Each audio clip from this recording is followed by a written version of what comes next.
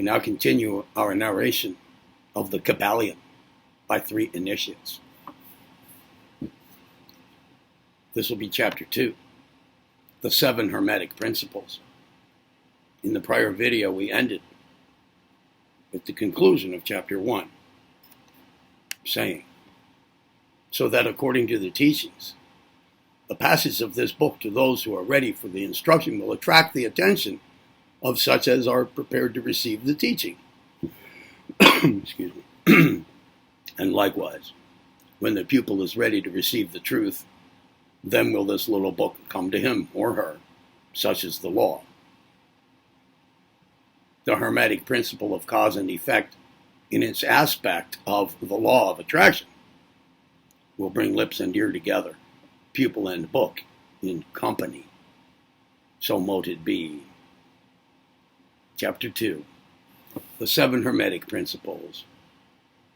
The principles of truth are 7. He who knows these, understandingly, possesses the magic key, before whose touch all the doors of the temple fly open.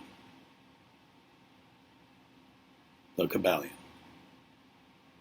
The 7 Hermetic Principles, upon which the entire Hermetic philosophy is based, are as follows. 1. The principle of mentalism. 2.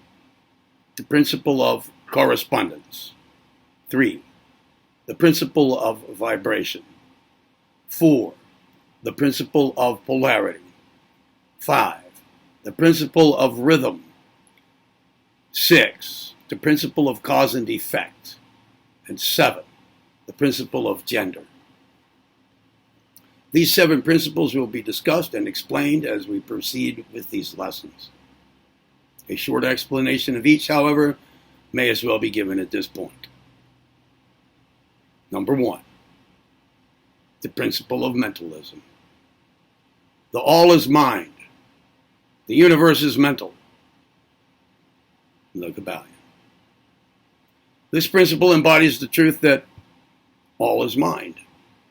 It explains that the all, which is the substantial reality underlying all the outward manifestations and appearances, which we know under the terms of the material universe, the phenomena of life, matter, energy, and in short, all that is apparent to our material senses, is spirit, which in itself is unknowable and undefinable, but which may be considered and thought of as an universal, infinite living mind. It also explains that all the phenomenal world or universe is simply a mental creation of the all, subject to the laws of created things, and that the universe as a whole, and in its parts or units, has its existence in the mind of the all, in which mind we live and move and have our being. This principle, by establishing the mental nature of the universe, easily explains all of the varied mental and psychic phenomena that occupy such a large portion of the public attention, and which, without such explanation, are not understandable and defy scientific treatment. An understanding of this great Hermetic principle of mentalism enables the individual to readily grasp the laws of the mental universe and to apply the same to his well-being and advancement. The Hermetic student is enabled to apply intelligently the great mental laws instead of using them in a haphazard manner.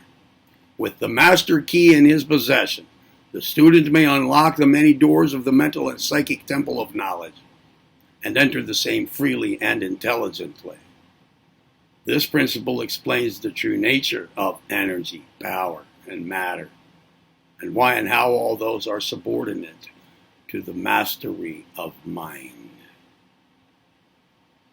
One of the old Hermetic masters wrote long ages ago, "He who grasps the truth of the mental nature of the universe is well advanced on the path to mastery." And these words are as true today as at the time they were first written. Without this master key, mastery is impossible, and the student knocks in vain at the many doors of the temple. Number 2, the principle of correspondence. As above, so below, as below, so above. The Kybalion. This principle embodies the truth that there is always a correspondence between the laws and phenomena of the various planes of being and life. The old Hermetic axiom ran in these words: as above, so below, as below, so above. And the grasping of this principle gives one the means of solving many a dark paradox and hidden secret of nature. There are planes beyond our knowing, but when we apply the principle of correspondence to them, we are able to understand much that would otherwise be unknowable to us. This principle is of universal application and manifestation on the various planes of the material, mental, and spiritual universe. The universal law. The ancient Hermetists considered this principle as one of the most important mental instruments by which man was able to pry aside the obstacles which hid from view the unknown. Its use even tore aside the veil of Isis to the extent that a glimpse of the face of the goddess might be caught. And just as a knowledge of the principles of geometry enables man to measure distant suns and their movements while seated in his observatory, so a knowledge of the principle of correspondence enables man to reason intelligently from the known to the unknown. Studying the monad, he understands the archangel. 3, the principle of vibration. Nothing rests, everything moves. Everything vibrates. The Kybalion. This principle embodies the truth that everything is in motion. Everything vibrates. Nothing is at rest. Facts which modern science endorses, and each new scientific discovery tends to verify. And yet, this Hermetic principle was enunciated thousands of years ago by the masters of ancient Egypt. This principle explains that the differences between different manifestations of matter, energy, mind, and even spirit result largely from varying rates of vibration. From the all, which is pure spirit, down to the grossest form of matter. All is in vibration. The higher the vibration, the higher the position in the scale. The vibration of spirit is at such an infinite rate of intensity and rapidity that it is practically at rest, just as a rapidly moving wheel seems to be motionless. And at the other end of the scale, there are gross forms of matter whose vibrations are so low as to seem at rest. And between these poles, there are millions upon millions of varying degrees of vibration. From corpuscle and electron, atom and molecule to worlds and universes, everything is in vibratory motion. This is also true in the planes of energy and force, which are but varying degrees of vibration. And also on the mental planes, whose states depend upon vibrations. And even onto the spiritual planes. An understanding of this principle, with the appropriate formulas, enables Hermetic students to control their own mental vibrations, as well as those of others. The masters also apply this principle to the conquering of natural phenomena in various ways. He who understands the principle of vibration has grasped the scepter of power, says one of the old writers. Number 4, the principle of polarity. Everything is dual. Everything has poles. Everything has its pair of opposites. Like and unlike are the same. Opposites are identical in nature, but different in degree. Extremes meet. All truths are but half-truths. All paradoxes may be reconciled. The Kybalion. This principle embodies the truth that everything is dual, everything has two poles, everything has its pair of opposites, all of which were old Hermetic axioms. It explains the old paradoxes that have perplexed so many, which have been stated as follows. Thesis and antithesis are identical in nature, but different in degree. Opposites are the same, differing only in degree. The pairs of opposites may be reconciled. Extremes meet. Everything is and isn't is at the same time. All truths are but half-truths. Every truth is half false. There are two sides to everything, etc., etc., etc. It explains that in everything there are two poles or opposite aspects, and that opposites are really only the two extremes of the same thing, with many varying degrees between them. To illustrate, heat and cold, although opposites, are really the same thing, the differences consisting merely of degrees of the same thing. Look at your thermometer and see if you can discover where heat terminates and cold begins. There's no such thing as absolute heat or absolute cold. The two terms heat and cold simply indicate varying degrees of the same thing, and that same thing, which manifests as heat and cold, is merely a form, variety, and rate of vibration. So heat and cold are simply the two poles of that which we call heat, and the phenomena attendant thereupon are manifestations of the principle of polarity. The same principle manifests in the case of light and darkness, which are the same thing, the difference consisting of varying degrees between the two poles of the phenomena. Where does darkness leave off and light begin? What's the difference between large and small, between hard and soft, black and white, sharp and dull, noise and quiet, high and low, between positive and negative? The principle of polarity explains these paradoxes, and no other principle can supersede it. The same principle operates on the mental plane. Let's take a radical and extreme example, that of love and hate, two mental states apparently totally different. And yet, there are degrees of hate, and there are degrees of love, and a middle point in which we use terms like like or dislike, which shade into each other so gradually that sometimes we are at a loss to know whether we like or dislike, or neither. And all are simply degrees of the same thing, as you will see if you will but think a moment. And more than this, and considered of more importance by the Hermetists, it is possible to change the vibrations of hate to the vibrations of love in one's own mind and in the minds of others. Many of you who read these lines have had personal experiences of the involuntary, rapid transition from love to hate, and the reverse in your own case and in that of others. And you will therefore realize the possibility of this being accomplished by the use of the will, by means of the Hermetic formulas. Good and evil are but poles of the same thing. And the Hermetist understands the art of transmuting evil into good by means of an application of the principle of polarity.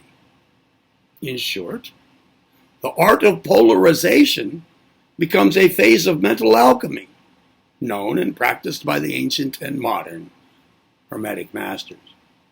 An understanding of the principle will enable one to change his own polarity, as well as that of others, if he will devote the time and study necessary to master the art. 5. The principle of rhythm. Everything flows, out and in. Everything has its tides. All things rise and fall. The pendulum swing manifests in everything. The measure of the swing to the right is the measure of the swing to the left. Rhythm compensates. The Kybalion. This principle embodies the truth that in everything there is manifested a measured motion, to and fro, a flow and inflow, a swing backward and forward, a pendulum-like movement, a tide-like ebb and flow, a high tide and low tide, between the two poles, which exist in accordance with the principle of polarity described it just a moment ago. There is always an action and a reaction, an advance and a retreat, a rising and a sinking. This is in the affairs of the universe. Suns, worlds, men, animals, mind, energy, and matter. The law is manifest in the creation and the destruction of worlds, in the rise and fall of nations, in the life of all things, and finally in the mental states of man. And it is with this latter that the Hermetists find the understanding of the principle most important. The Hermetists have grasped this principle, finding its universal application, and have also discovered certain means to overcome its effects in themselves by the use of the appropriate formulas and methods. They apply the mental law of neutralization. They cannot annul the principle or cause it to cease its operation, but they have learned how to escape its effects upon themselves to a certain degree, depending upon the mastery of the principle. They have learned how to use it instead of being used by it. In this and similar methods consists the art of Hermetists. The master of Hermetics polarizes himself at the point at which he desires to rest, and then neutralizes the rhythmic swing of the pendulum, which would tend to carry him to the other pole. All individuals who have attained any degree of self-mastery do this to a certain degree, more or less unconsciously. But the master does this consciously, and by the use of his will, and attains a degree of poise and mental firmness almost impossible of belief on the part of the masses who are swung backward and forward like a pendulum. This principle and that of polarity have been closely studied by the Hermetists, and the methods of counteracting, neutralizing, and using them form an important part of the Hermetic mental alchemy. 6. The principle of cause and effect. Every cause has its effect. Every effect has its cause. Everything happens according to law. Chance is but a name for law not recognized, and there are many planes of causation. But nothing escapes the law. The Kybalion. Well, this principle embodies the fact that there is a cause for every effect and an effect from every cause.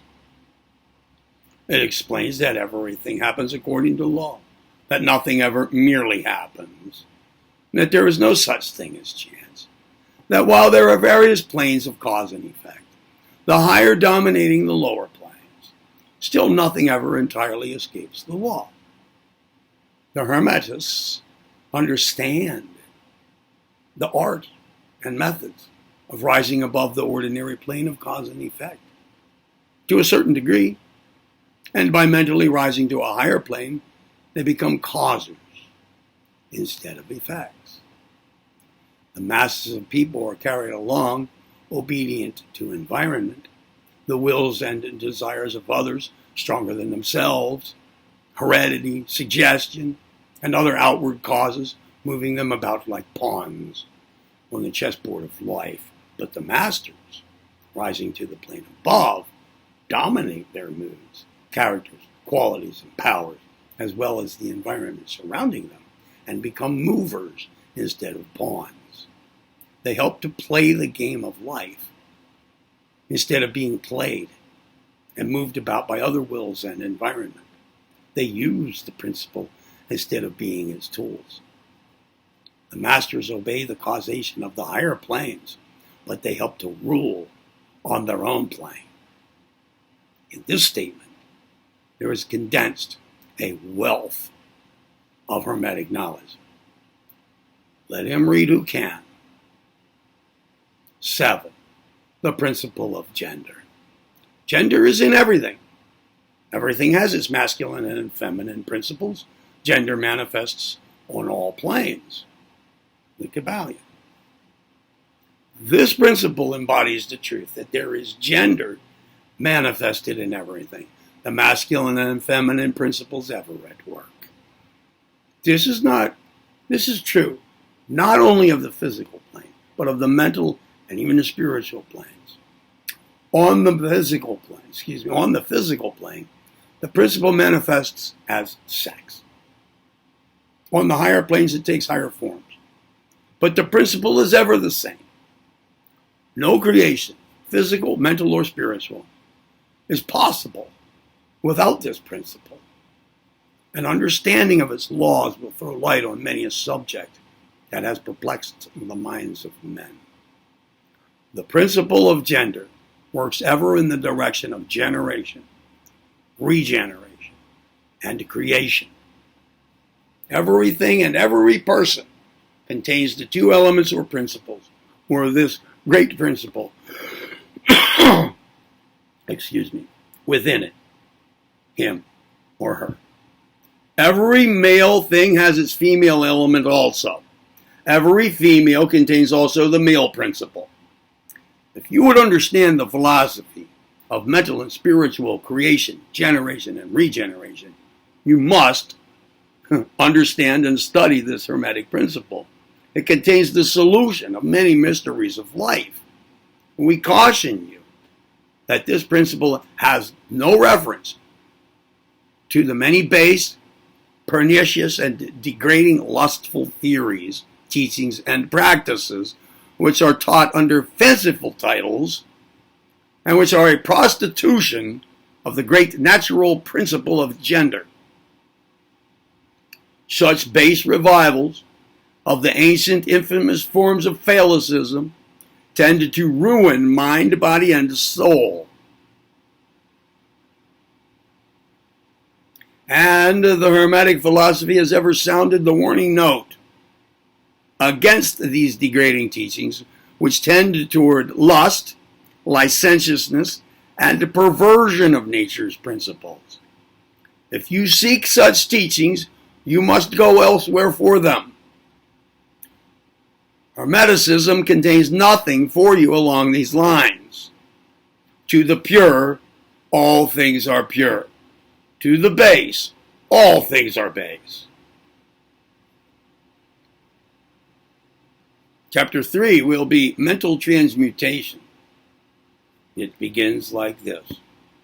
Mind, as well as metals and elements, may be transmuted from state to state, degree to degree, condition to condition, pole to pole, vibration to vibration. True Hermetic transmutation is a mental art.